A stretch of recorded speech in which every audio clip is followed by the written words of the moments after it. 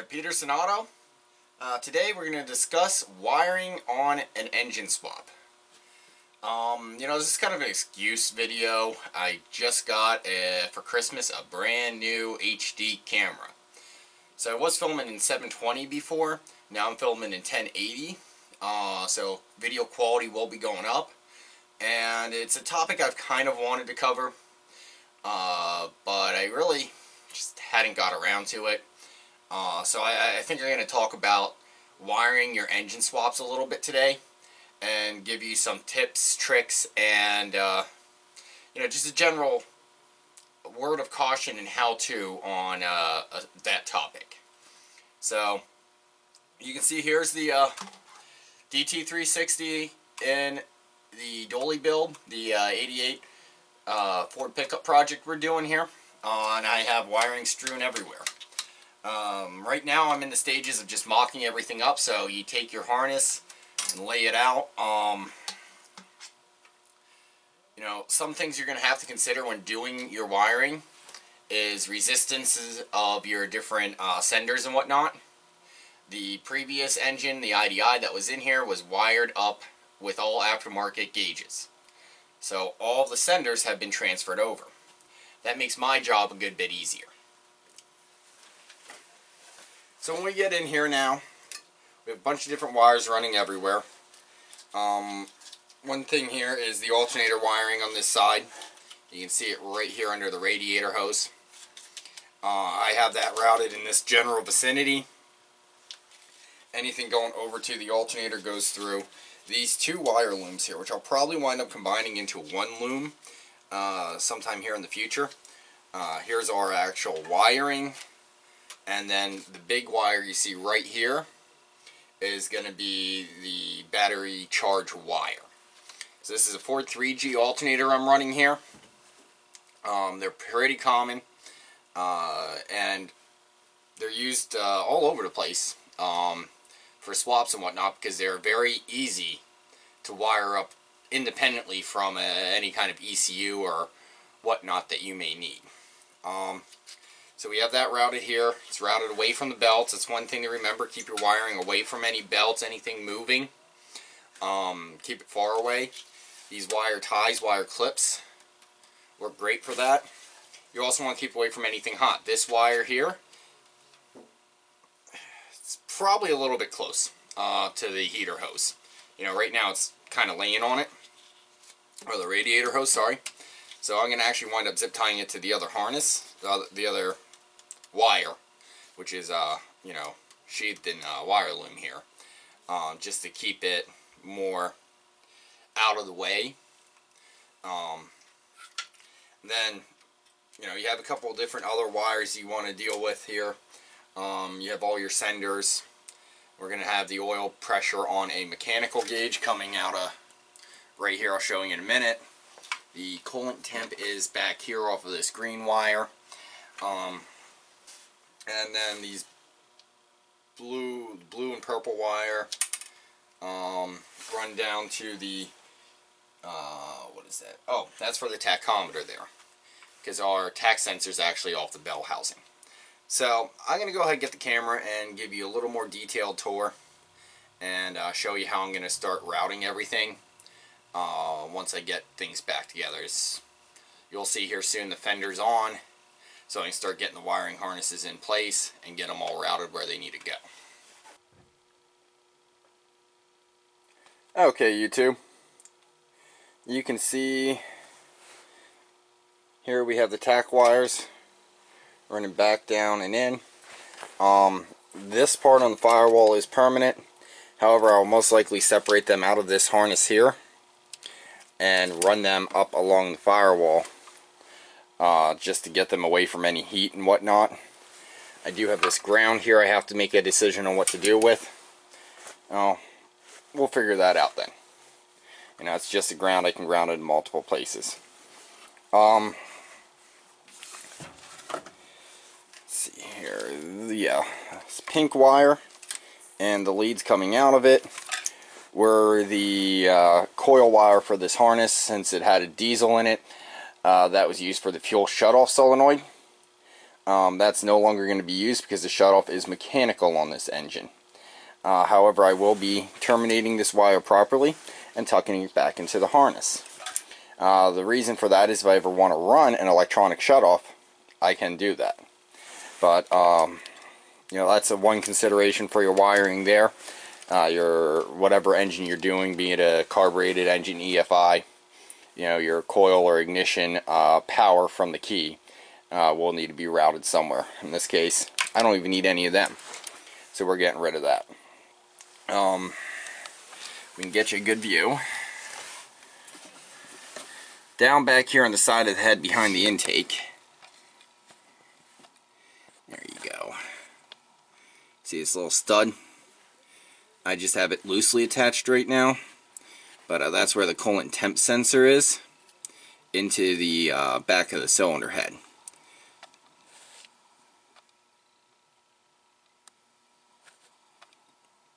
There you go, you can just barely see it. Unfortunately, that's the best angle I'm able to get you right now, because there's so much stuff in the way. So that wire is now covered with a heat-resistant wire loom. I will probably wind up running it down along the injector lines here just to clean things up. Maybe even run a mount, a wire tie mount like I have up here, off of right there, and have that sit there. Then the wire will just have to go ahead and run up here into the harness. That shouldn't be too hard to complete, so I think we'll use that routing there. Most of the other wiring I'm going to attempt to, once I get it pulled up and get the plug in place, it's going to run more like that right down the center of the valve cover. You know, that's one of my go-tos for engine wiring. The valve cover is usually cooler than the head. You know, it's got air flowing around it, it's got oil flowing around it.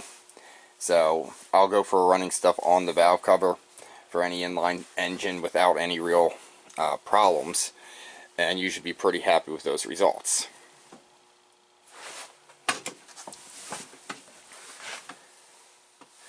On to the alternator wiring. You can see it's a 3G alternator. Alternator wiring is pretty easy on these.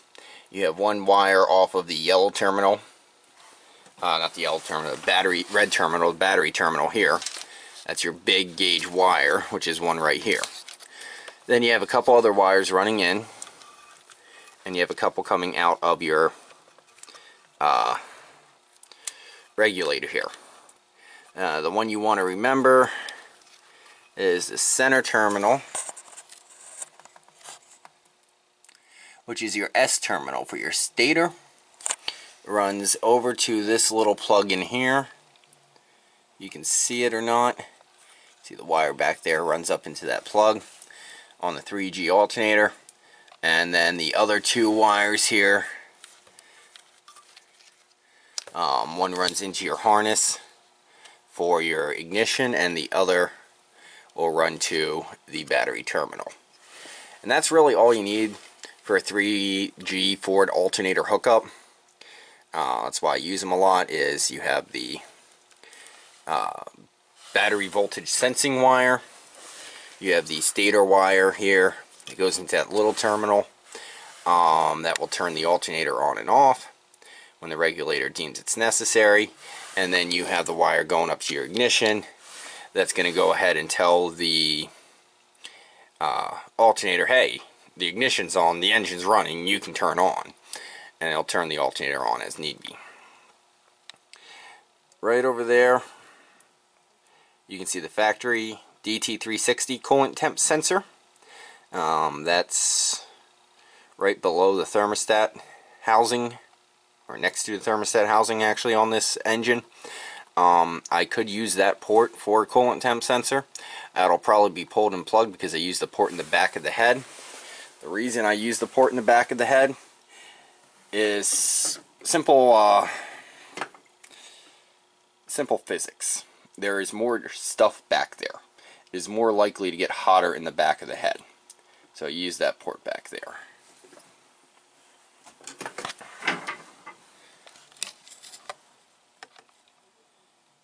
we look down here at the back of the engine, right above the oil filters, you see, lighting's not too good, about dead center in the picture, right where the wire runs next to it, is the factory oil pressure sender. At one point in time, I may upgrade to electronic oil pressure gauge and may actually run it off of there. So that's one thing to remember for your sender locations. Other than that, there's not many sensors on this engine. Pretty much have coolant temp and oil pressure. I may eventually run an oil temp gauge just to make sure everything is staying cool. Now, along with your wiring, you also have hoses, vacuum hoses, in this case boost hoses, and lines, you know, that you have to worry about. We'll cover a couple of them here. We have the boost reference line, goes up to the boost gauge, runs off the bottom of the turbo there, comes up around the output of the cold side there that goes to your intercooler, runs up to the firewall, across the firewall, under the wiper motor, and it's kind of loose right now. It will run back into the firewall and into the gauges. That'll be done when I go ahead and get the dash into the vehicle. For now, it's routed on this side. I'm happy with it. I am going to go ahead and get a couple more of these clamps here. Probably put one here to hold the wiring. Maybe one more here and here, because with the slack I have, that would work out pretty good there. Gets that wiring pretty close to the firewall. I should be able to get it up to the firewall and run it without any issues. So running on top of the valve covers, keeping away from heat, keeping away from moving parts on this engine. You're not going to have any issues with that. So that's why I chose that route again. You are going to have to deal with other things like your power steering and coolant hoses.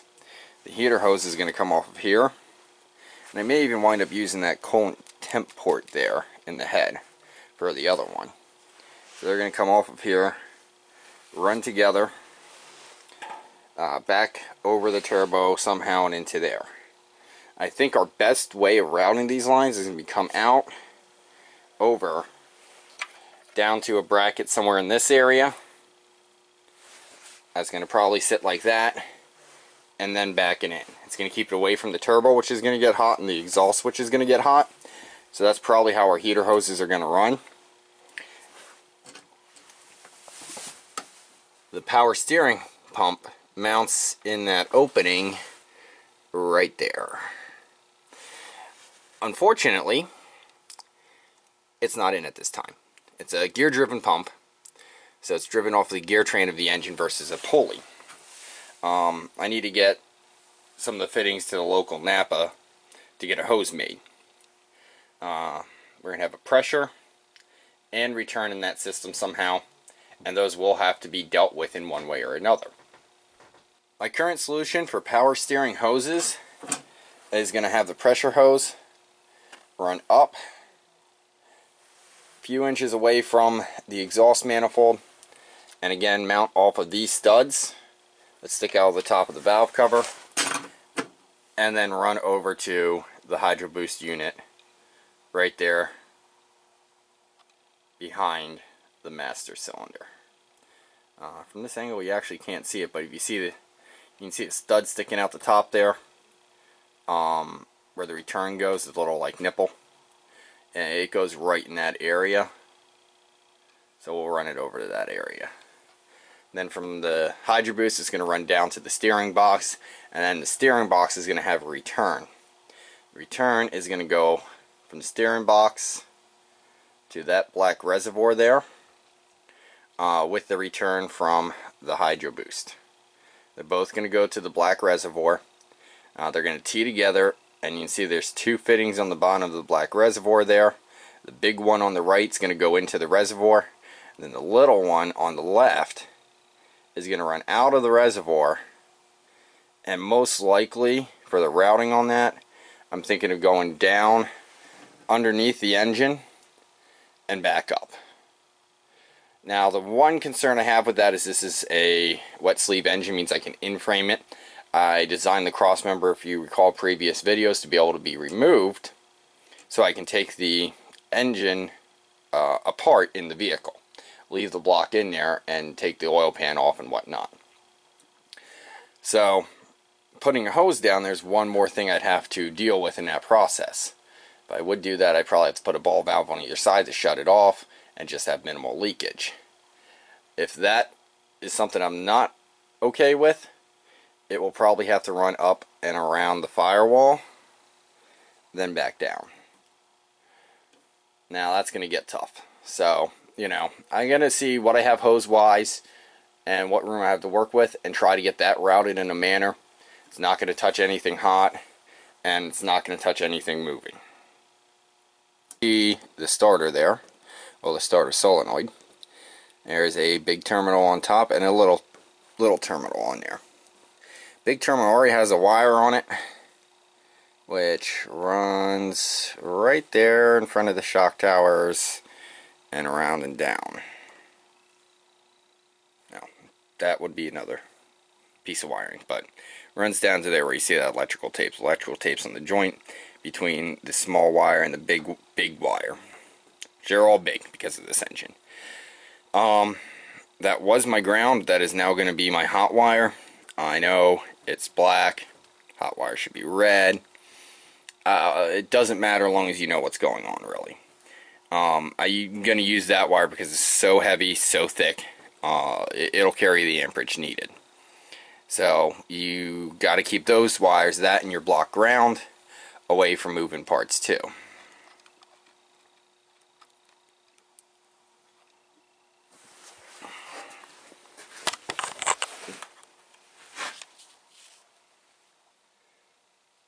Alright, if you take a look in here, about dead center, you're going to see copper. That is going to be our engine ground. It's directly to the block. The block is bare steel at that particular location, and the connector is copper. So as far as grounding goes, we should be 100% adequate. That's going to also run up to our battery. As you can see with our wires, where they're hanging the whole way down, you know, about to the height of the axle, we're going to have enough room to get up here to where the battery is going to sit without getting in the way of anything. These wires can actually be a fairly tight routing because there's nothing really moving over here. You have the air compressor and the belts for it, but other than that, nothing really moves. The main moving component you're looking around, which is not installed yet, is going to be a steering shaft. That's going to run from right down there the whole way up to right there. So keeping the positive wire running along the frame as it is now will solve that issue. The negative wire can route very similar to where it's at, laying over top of the steering box and not touch the shaft, and we'll be fine with that. So again, there are more moving things on engines than you think about. Be very, very considerate of any of those facts going on. So I've covered most of the plumbing here. The only thing I'm missing is fuel lines, which we have routed already. You can see most of those are going to route along the frame. The main thing to remember that is, again, moving and hot stuff. Keep it away from your exhaust. Keep it away from your drive shafts. I like to, you know, use clips or zip ties or whatever to hold it to the frame. This particular build I use zip ties for now. Eventually down the road it may get clips. But the nice thing about the zip ties is if I do have an issue within the testing phase of the project, I can make a quick change without completely redesigning a system.